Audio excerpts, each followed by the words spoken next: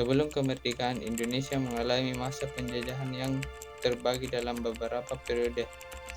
Ada 4 negara yang pernah menduduki Indonesia, yaitu Portugis, Belanda, Inggris, dan Jepang. Portugis tidak meninggalkan jejak yang mendalam di Indonesia karena keburu diusir oleh Belanda. Tapi Belanda yang kemudian berkuasa selama sekitar 350 tahun sudah menerapkan berbagai sistem yang masih tersisa hingga kini.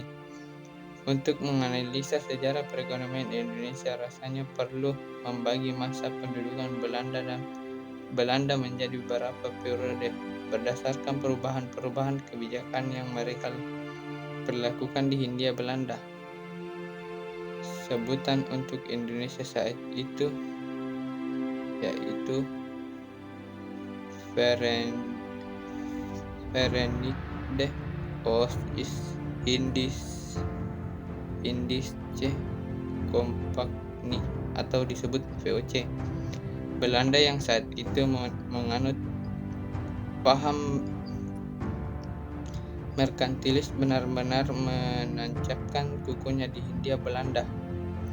Belanda melimpahkan wewenang untuk mengatur Hindia Belanda kepada VOC, sebuah perusahaan yang didirikan dengan tujuan untuk menghindari persaingan antara sesama pedagang Belanda sekaligus untuk menyaingi perusahaan imperialis lain seperti EIC Inggris.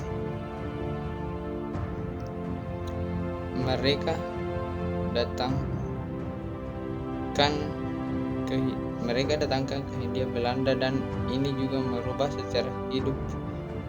cara hidup masyarakat pedesaan menjadi lebih komersial, tercermin dan meningkatkan jumlah penduduk yang melakukan kegiatan ekonomi non-geografis. Sistem ekonomi pintu terbuka atau disebut liberal adanya desakan dari kaum humanis Belanda yang menginginkan perubahan nasib warga pribumi ke arah yang lebih baik. Mendorong Hindia Belanda untuk mengubah kebijakan ekonominya dibutuhkan peraturan agraria yang baru, yang antara lain mengatur tentang penyewaan tanah pada pihak swasta untuk jangka 75 tahun. Dan aturan tentang tanah yang boleh disewakan dan yang tidak boleh. Hal ini nampaknya juga masih tak lepas dari teori-teori mazhab klasik. Antara lain terlihat pada yang pertama, keberadaan pemerintah Hindia Belanda sebagai tuan tanah, pihak swasta yang mengelola perkebunan swasta sebagai golongan kapitalis, dan masyarakat pribumi sebagai buruh penggarap tanah. Yang kedua, prinsip keuntungan absolut. Bila suatu tempat harga barang berada di atas ongkos tenaga kerja yang dibutuhkan, maka pengusaha memperoleh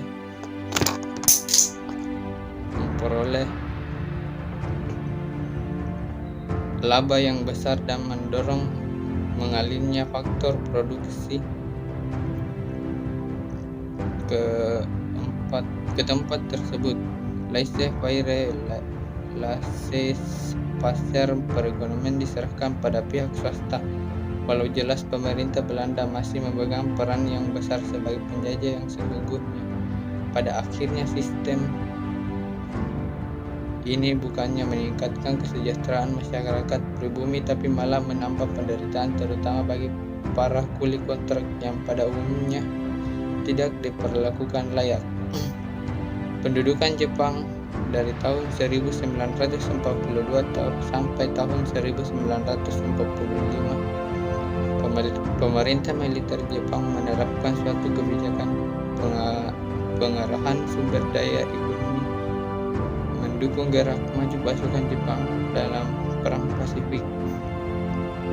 Sebagai akibatnya terjadi perompakan besar-besaran dalam struktur ekonomi masyarakat. Kesejahteraan rakyat merosot tajam, dan terjadinya bencana kekurangan pangan karena produksi bahan makanan untuk memasok perekonomian militer dan produksi minyak. Jarak untuk pelumas pesawat tempur menempati prioritas utama. Impor dan ekspor macet sehingga terjadi kelangkaan tekstil yang sebelumnya didapat dengan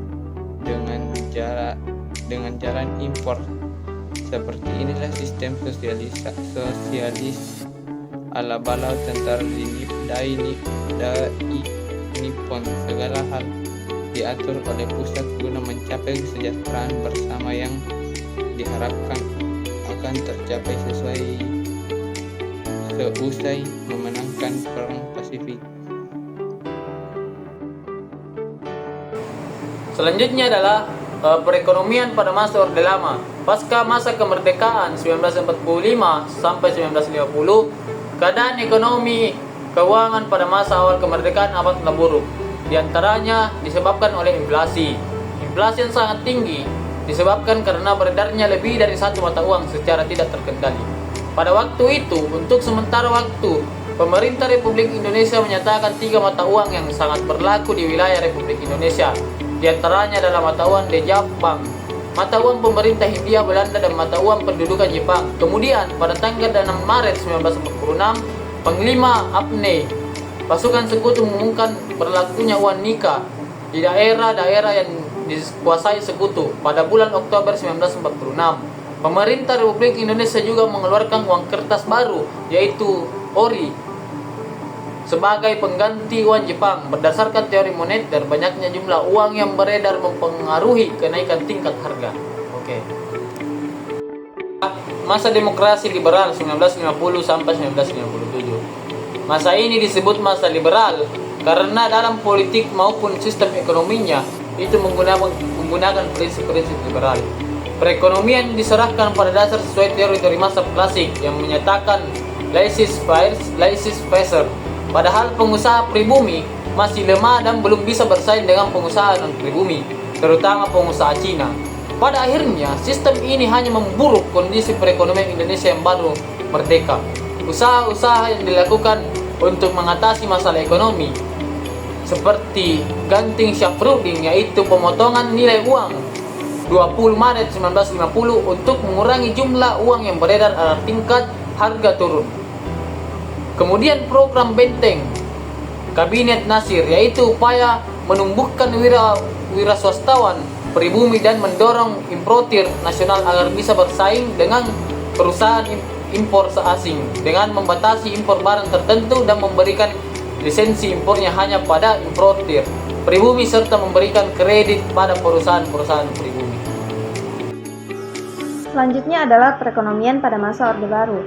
Pada awal Orde Baru, stabilisasi ekonomi dan juga stabilisasi politik menjadi salah satu prioritas utama dalam program pemerintah. Program pemerintah berorientasi pada usaha pengendalian inflasi, penyelamatan keuangan negara, dan juga pengamanan kebutuhan pokok rakyat. Pengendalian inflasi mutlak dibutuhkan karena pada awal 1966, tingkat inflasi kurang lebih menjadi 650% per tahunnya. Setelah melihat pengalaman masa lalu di mana sistem ekonomi liberal ini ternyata pengusaha pribumi kalah bersaing dengan pengusaha non-pribumi dan sistem etatisme ini tidak memperbaiki keadaan ini, maka dipilihlah salah satu sistem ekonomi, yaitu sistem ekonomi campuran dalam kerangka sistem ekonomi demokrasi Pancasila. Ini merupakan salah satu praktik dari salah satu teori Keynes tentang campur tangan pemerintah dalam perekonomian secara terbatas. Nah, jadi dalam kondisi-kondisi dan masalah-masalah tertentu, pasar tidak dibiarkan untuk menentukan sendiri. Misalnya dalam penentuan UMR dan juga perluasan kesempatan kerja, ini adalah awal era Keynes di Indonesia. Jadi kebijakan-kebijakan pemerintah ini mulai berkiblat kepada teori-teori Keynes. Nah, kebijakan ekonominya ini diarahkan pada pembangunan di segala bidang, tercermin dari 8 jalur pemerataan, yaitu pokok, pendidikan dan kesehatan, pembagian pendapatan, kesempatan kerja, kesempatan berusaha, partisipasi wanita dan generasi muda, penyebaran pembangunan dan juga peradilan. Jadi semua ini dilakukan dengan pelaksanaan pola umum pembangunan jangka panjang, yaitu sekitar 25 tahun sampai 30 tahun secara periodik 5 tahunan yang disebut dengan pelita atau pembangunan 5 tahun. Selanjutnya adalah sejarah perekonomian Indonesia pada masa reformasi. Jadi pada masa pemerintahan Presiden B.J. Habibie yang mengawali masa reformasi ini belum ada melakukan manuver-manuver yang cukup tajam dalam bidang ekonomi. Jadi kebijakan-kebijakannya itu hanya digunakan untuk mengendalikan stabilitas politik. Lalu pada masa kepemimpinan Abdurrahman Wahid pun belum ada tindakan yang cukup berarti untuk menyelamatkan negara dari keterpurukan. Padahal ada berbagai persoalan ekonomi yang diwariskan Orde Baru harus dihadapi, antara lain yaitu masalah KKN, korupsi, kolusi, dan nepotisme. Lalu pemulihan ekonomi, kinerja BUMN, pengendalian inflasi, dan juga mempertahankan kurs rupiah.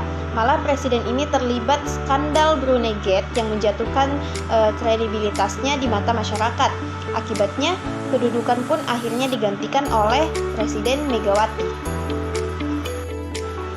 Dan pada masa kepemimpinan Megawati Soekarno Putri, masalah-masalah yang mendesak untuk dipecahkan adalah pemulihan ekonomi dan juga penegakan hukum. Kebijakan-kebijakan yang ditempuh untuk mengawasi persoalan-persoalan ekonomi ini, yang pertama yaitu dengan meminta penundaan pembayaran utang sebesar 5,8 miliar dolar pada pertemuan Paris Club ketiga dan mengalokasikan pembayaran utang ke luar negeri ini sebesar 116,3 triliun. Lalu pada masa kepemimpinan Susilo Bambang Yudhoyono, kebijakan kontroversial yang pertama Presiden Yudhoyono yaitu adalah dengan mengurangi subsidi BBM atau dengan kata lain menaikkan BBM. Nah, kebijakan ini dilatar belakangi oleh naiknya harga minyak dunia. Nah, kebijakan kontroversial pertama ini menimbulkan kebijakan kontroversial yang kedua, yakni BLT atau bantuan langsung tunai bagi masyarakat miskin. Kebanyakan BLT ini tidak sampai ke tangan yang berhak.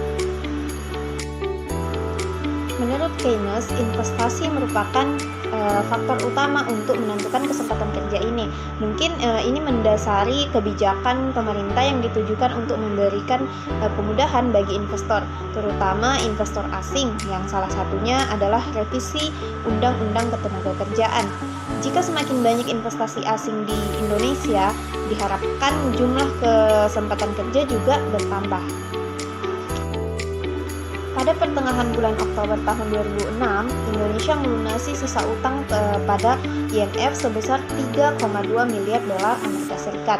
Dengan ini, maka diharapkan Indonesia tidak lagi mengikuti agenda-agenda dengan IMF dalam menentukan kebijakan dalam negeri.